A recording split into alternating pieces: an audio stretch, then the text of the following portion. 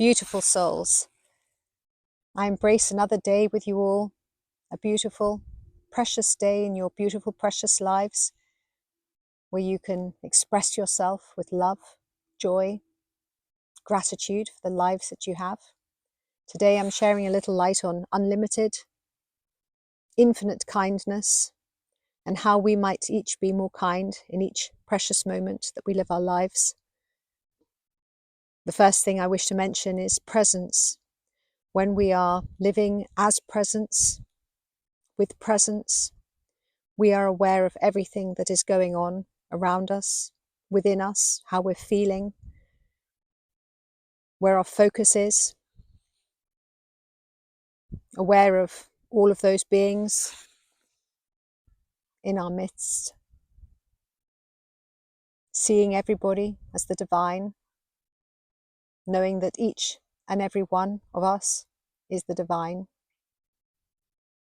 seeing everyone in their highest light, being aware of things that maybe we're not in resonance with,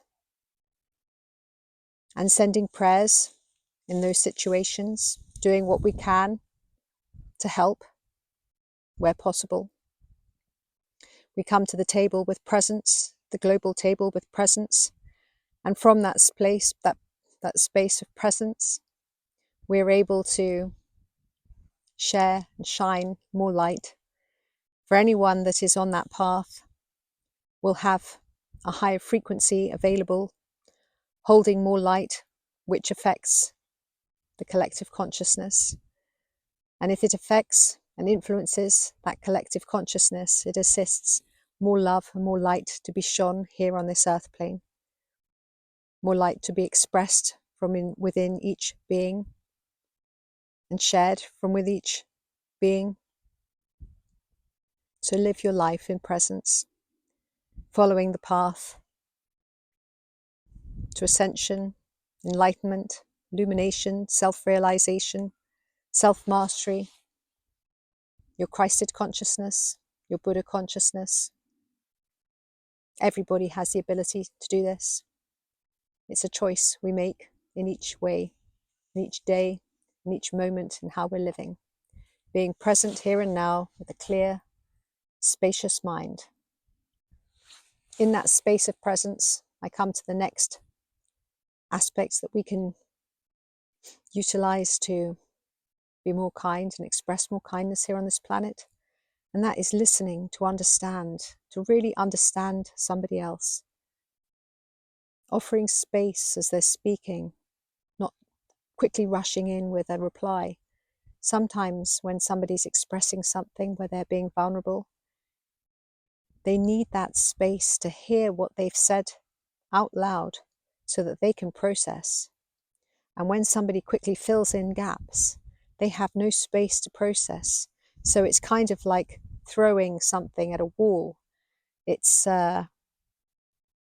not moving forwards anywhere. It's not taking them forwards.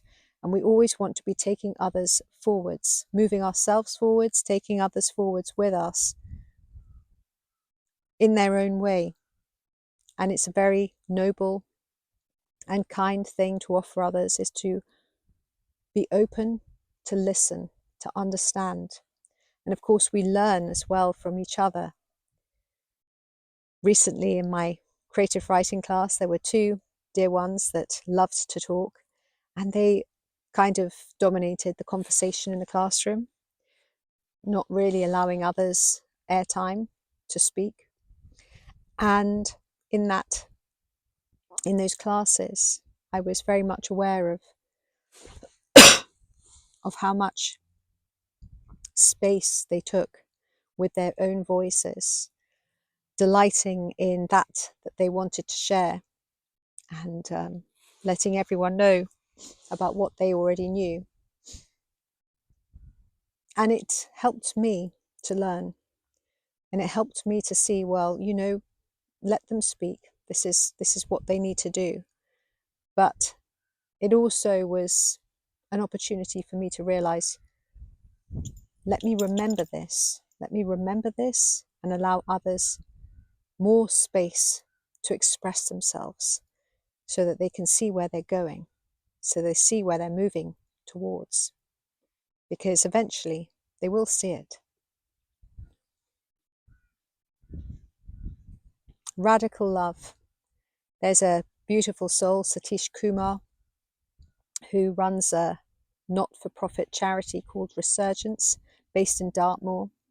He's a peace pilgrim. He walked all the way from India many years ago without any money, without anything, without even a passport, and he made it all the way to the UK. Absolutely beautiful soul, radiates light. And he wrote this beautiful book called Radical Love. And this is about really just loving everyone as they are, seeing them in their highest good, helping them to express more love and more light. Sometimes people will do things to us and people will be very unforgiving of them. But I suggest forgiveness and gratitude all the way, because when you forgive and you're grateful for everything, you have a light mind and you're relaxed and liberated, and everything is much more simple and easy to process because you give yourself space. When you carry heavy thoughts, you become heavy, and that heaviness goes into your body and it creates density within. Nobody needs that. That's not kind to you. That's not kind to anyone else, because when we are not looking after ourselves, we're not looking after others either.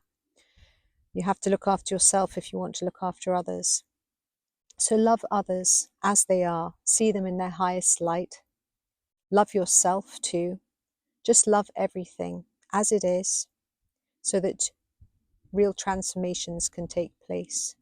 Nothing ever changes when you scold something and you make it feel wrong, see it as wrong, see it as awful.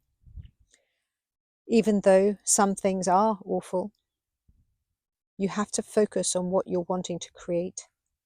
Understand that everything is part of a collective experience that we are all creating, whether knowingly or unknowingly, we're all creating this.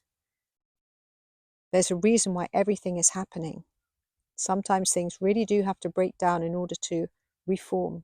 So just love everybody with immense love, with radical love, because some people, and you just don't know who, are going through a lot of turmoil and challenge, and we never necessarily see all of what's happening.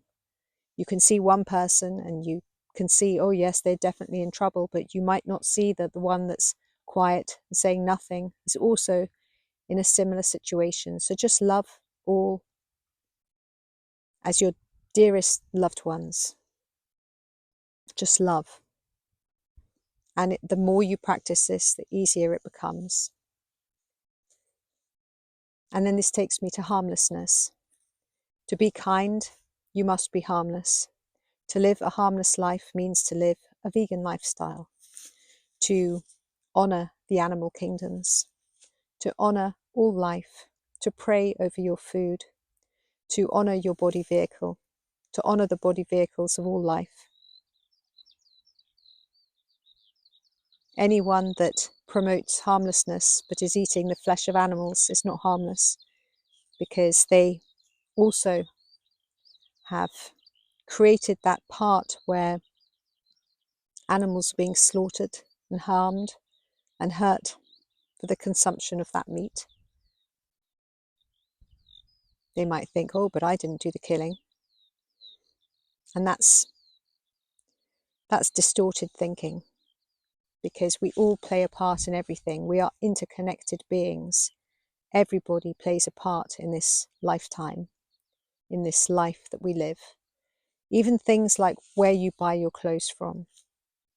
Are you buying clothes that have been brought to you in harmless ways? And it's very difficult to know the full truth of everything. You have to really be aware and present to feel this. But if you're buying cheap clothes just because you want to wear lots of different outfits, and those clothes have cost, or the person that has made them has been given 3 pence for the making of that outfit, that jumper, then what is there in that?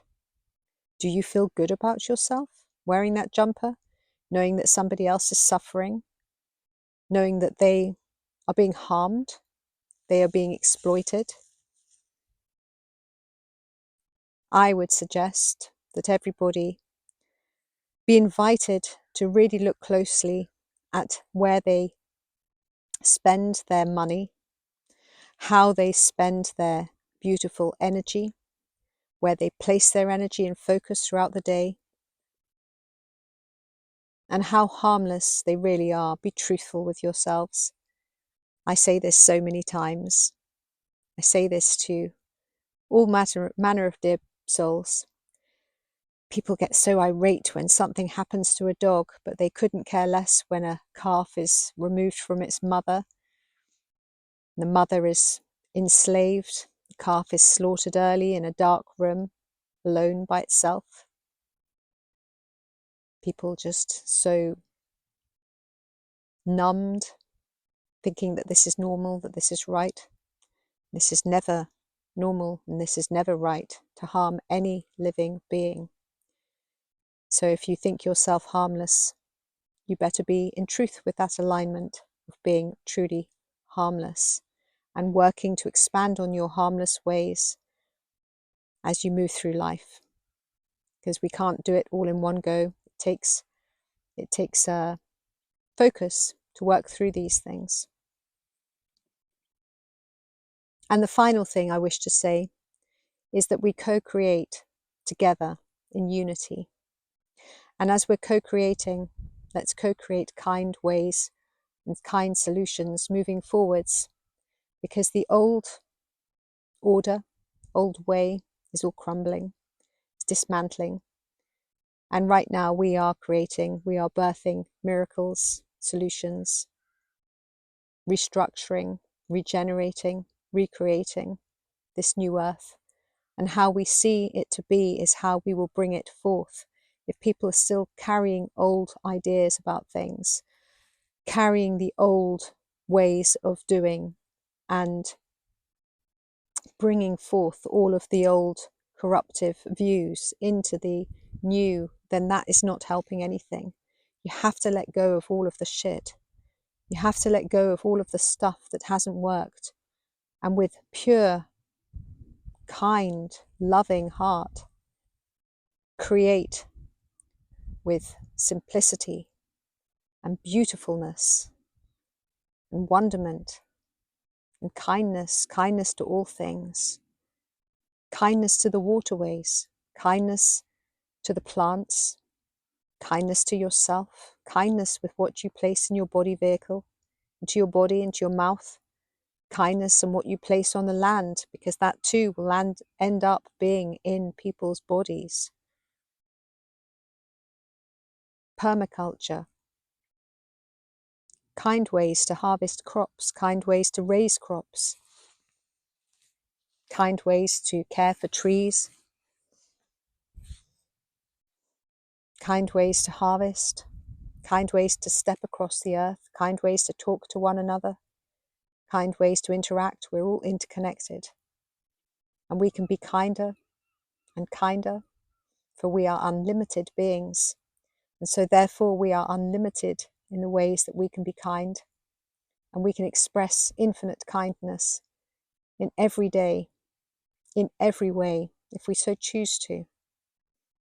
I send you great love and kindness from my heart to yours. Peace, love, and joy to you all. Let's keep co-creating a beautiful, peaceful, loving, and magical, wonderful new earth. And this is so. My name is Zaza. Many blessings to you all.